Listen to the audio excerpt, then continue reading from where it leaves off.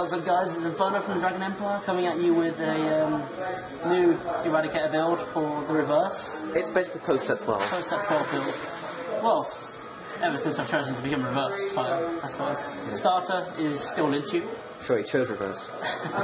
Still pretty good. Can snipe out those annoying other grade 0 starters like Conroe. It's a good pressure and card. And it can still pressure because it can try grade 1s as well. So Linchu's always good. Upgrade to Saishin.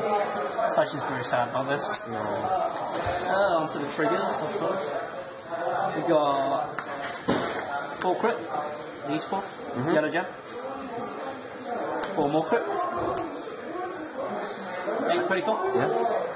You know, you just need to pressure, really, with Eradicators. You need to push them to 4 or 5 damage as quick as you can. Yeah, you can get some early rushes in with this deck. Yep, definitely. 4 draw. You need to replenish that hand every now and again, so draws are never bad. And, of course, 4 heals, which I never seem to get off myself possible. So it's standard trigger layer? Very standard. 8, 4, 4. Yeah.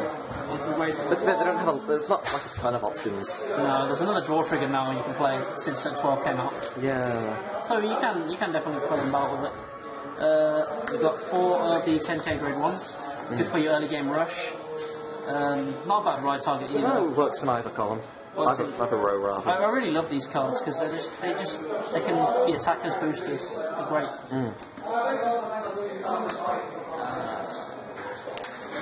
Your grade 1 filter, 4 of them. Caster.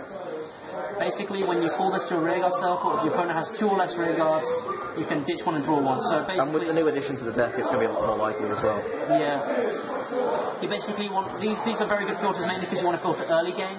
And early game people are going to have 2 or less rearguards nearly all the time, so they're almost conditionless. And 7k boost as well, so pretty solid. Yes. Next one, we've got Double Shuki. 10k boost is not bad. Well, whenever you retire something, he gains 3k, and this ability just stack. So it's very handy with grade 3s. And it's not per instance, for example, is it? No.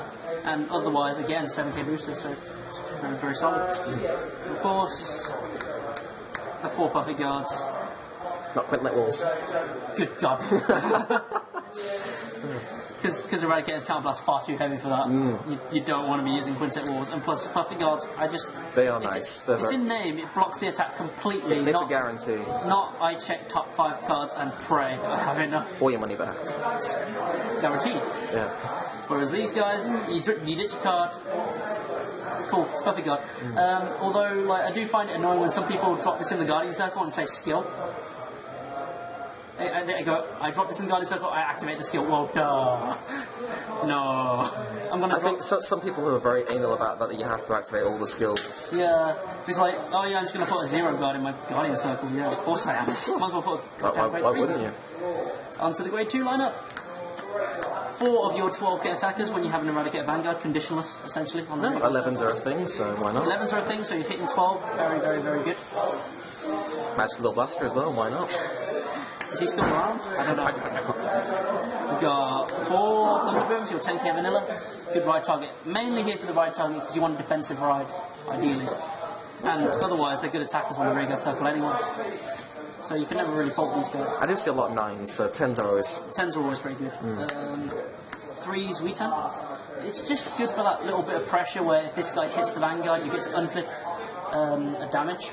So potentially use your counterblast again, which... There are some heavy counterblast costs, so this mid to early game is quite nice. I do remember running something else besides this though. I used to run Cho-Oh instead of Zuitan, where you got that retire in.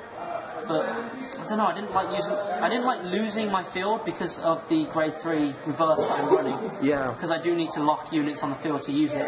So basically these guys still... Plus, for anyone that's going to build the deck, this deck's a lot cheaper as well. Yeah, because Weetans are a bit cheaper. Still not that.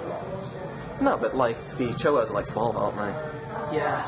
That's what Cho-Oh's got very expensive. Cho-Oh's crazy. Onto my grade 3 lineup. The early game ride. 3 Gauntlet Buster. I love this card. It's very nice. Very, very good. You get that early pressure with your crit. You counterblast 2. Your opponent chooses something to retire, and if you've got 4 damage, it gains 3k and a crit. So, very, very good. It does get the 3k anyway, but not the crit. But if you're not limit break. I have found myself using the counterblast to snipe out early game things.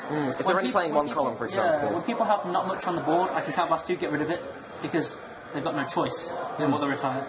So it's a very good early game card. This is ideally your first grade 3 ride in this deck. Or, to be fair, you can ride any of these grade 3s first, they're all pretty viable. But there are... In this deck, it seems to me like there's an early game ride, a mid game ride, and a late game ride where they're ideal at those times, but you can still use them outside of those periods. Yeah, that's definitely true. So this is your early game ride, is what I use this for. It's basically to punish people for putting you to 4 damage very quickly. And you can just take that back. You can take that straight back with all the crits that this guy can pile up on himself. On to the next grade 3. When I join the dark side, because they have cookies. No, they do. They do have cookies. Vowing Sabre reverse. Good mid-game ride. When you've got a good field setup, just ride this guy. Counterblast 2, lock 2. They choose 2 cards and retire 2. And odds are if it's early enough in the mid-game, they're going to miss those 2. Yeah, they're going to miss those 2. It's going to hurt them. Plus the extra 10k is very, very nice. So basically, if you do go balls to the wall, I suppose, like in the anime, Counterblast 4, retire 4, you will only end up with 2 attacks, and your rearguard attacker won't be that strong because I'm not running Rock Shin.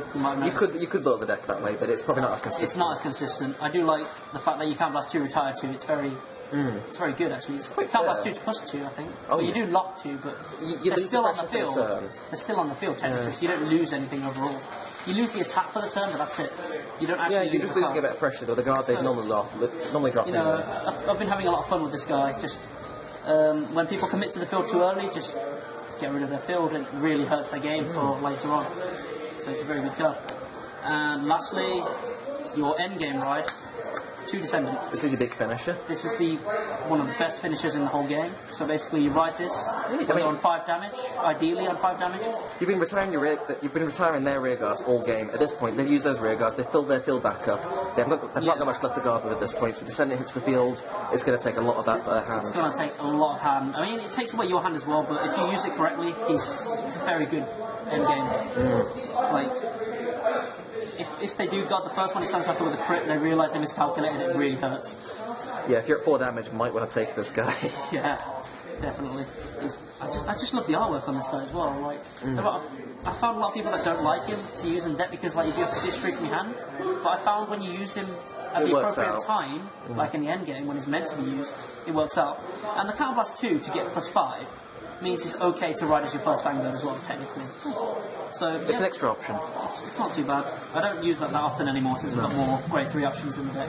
Eradicators have like such a big grade 3 pool. I mean, they've got 3 really good boss monsters. Not only that, they've also got the Sweet Command Dragon, which I used to play. They've got a really big pool of grade 3s to choose from. I suppose that's why a lot of people are saying Eradicators are broken, but it is just the fact they've got a large card pool. They've got a lot of things to choose from. So like, I'm using 3 boss monsters technically. Which is a shame for like vanilla Narukami, like the end. It's not the end of blood. It's the one I'm on about. Yeah. I feel bad for the blood. They kind of got screwed over. Because like, Eradicators are just getting everything.